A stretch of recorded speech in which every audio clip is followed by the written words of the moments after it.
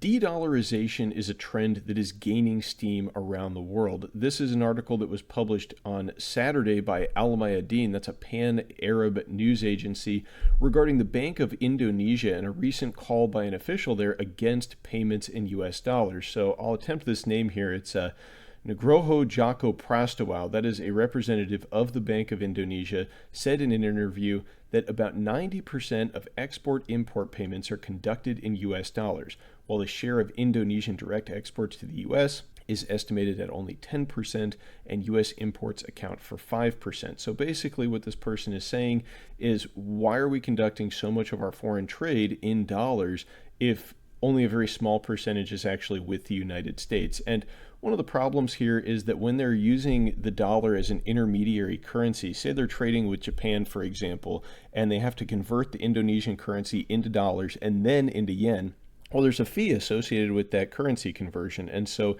if they were to simply convert the Indonesian currency directly into Japanese yen, they would be saving on those conversion fees. And as a result, there's a number of countries which have already signed up for this two-way payment mechanism with Indonesia, including China, Japan, Thailand, and Malaysia, and now Singapore and the Philippines are planning to get on board as well. And we will continue to see more of these bilateral trade agreements emerging over time as countries continue to move away from the dollar. That's what we've seen, at least. But you might not think that's a big threat to the dollar. I mean, after all, look at the US dollar index. It's the highest it's been in years, and it's likely to continue moving higher in the near future as the Fed continues to tighten up policy in an attempt to fight inflation.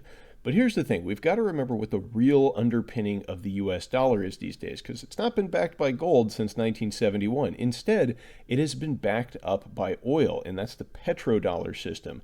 And the linchpin of that whole system is Saudi Arabia. Well, President Biden now has threatened these non-specific consequences against Saudi Arabia as a retribution for the OPEC production cuts that we saw recently. And Saudi Arabia is the biggest exporter in OPEC. They're the biggest oil exporter in the world.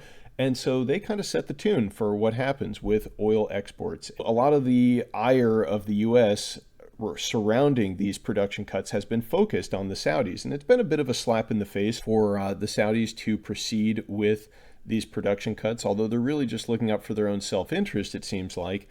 But this is also happening directly ahead of U.S. midterm elections, and so it makes the president look bad, kind of puts them into a difficult spot, politicians that is, and they feel like they need to take some kind of an action to get back at Saudi Arabia. Now, one proposal has been this NOPEC Act. So OPEC is the Organization of the Petroleum Exporting Countries, but NOPEC is the No Oil Producing and Exporting Cartels Act. And should this bill pass in Congress, the goal is to remove state immunity from OPEC national oil companies, and that way they can be sued under antitrust laws. But I don't know. I mean, to me, this seems like kind of a weak attempt at retribution. Doesn't seem like it's really going to go anywhere.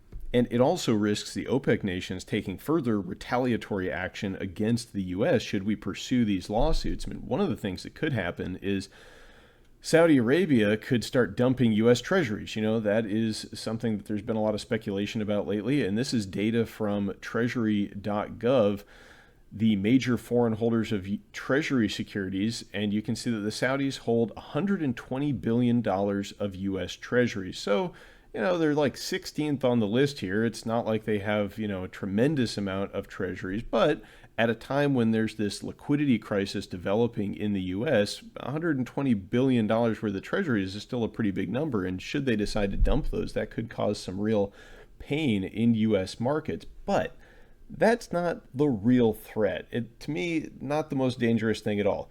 The most dangerous thing is highlighted by this statement from Senator Chris Murphy. Now, he is a member of the U.S. Senate Foreign Relations Committee, and on Thursday, he released a statement calling for a freeze to new military aid to Saudi Arabia. He also called for the suspension of sales of medium-range air-to-air missiles to Saudi Arabia and to send those missiles to Ukraine. And then I want to read this specific portion of the statement to you verbatim because I think this is very important. He said, "For several years, the U.S. military has deployed Patriot missile defense batteries to Saudi Arabia to help defend oil infrastructure against missile and drone attacks.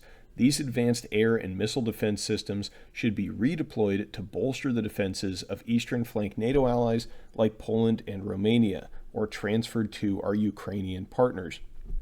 He also went on to say, policy decisions have consequences, and these steps would right-size the relationship with Saudi Arabia and help Ukraine. So, hey, it's a win-win, right? You take away some military aid from Saudi Arabia to slap them on the wrist for the OPEC production cuts, and icing on the cake, Ukraine gets some extra weapons to fight Russia with. Well, here's the problem with this.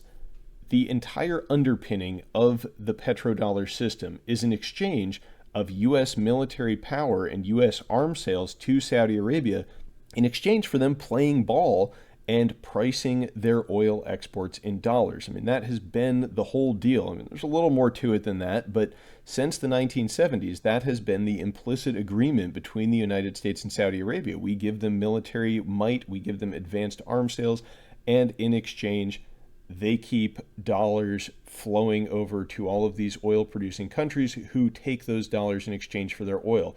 And this creates a lot of demand for the US dollar around the world because anybody who wants oil has to get dollars first. But if we take away military aid from them, who's to say that they won't go shopping around and finding somebody who will provide them with military aid? I mean, I think that there's a few names that come to the top of the list. Maybe Russia, possibly, but probably China. China, I'm sure, would be happy to sell some advanced armaments to Saudi Arabia if they were to perhaps say, accept yuan in exchange for oil. And that's just what they were talking about back in March.